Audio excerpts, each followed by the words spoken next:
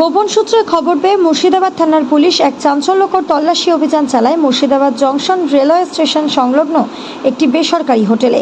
থানার আইসির নেতৃত্বে চালানো এই অভিযানে মধুচক্রের আসর ভেঙে দেয় পুলিশ। অভিযানে উদ্ধার করা হয়েছে 2 জন মহিলা এবং আটক করা হয়েছে একজন পুরুষকে।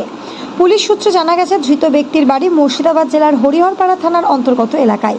ঘটনাস্থল থেকে বিভিন্ন আপত্তিকর সামগ্রী উদ্ধার করা হয়েছে। অভিযুক্ত হোটেল মালিক পলাতক, তার খোঁজে তল্লাশি চলছে।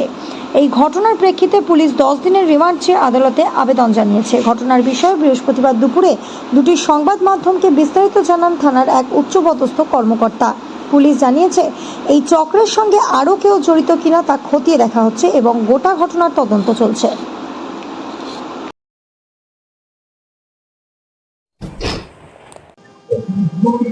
কালকে রাত্রে একটা খবর আসলো, তারপর अराउंड 9টার সময় Murshidabad police team under the guidance of IC Murshidabad একটা hotel name hotel M house ওখানে রেড করা হয়েছে।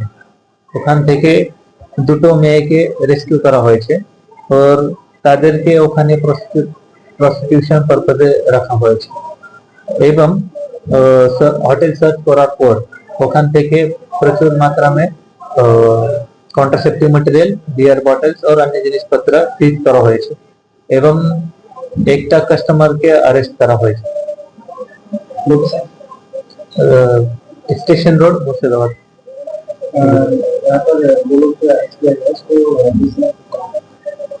10 দিনের পিসি প্রেয়ার দেওয়া হয়েছে।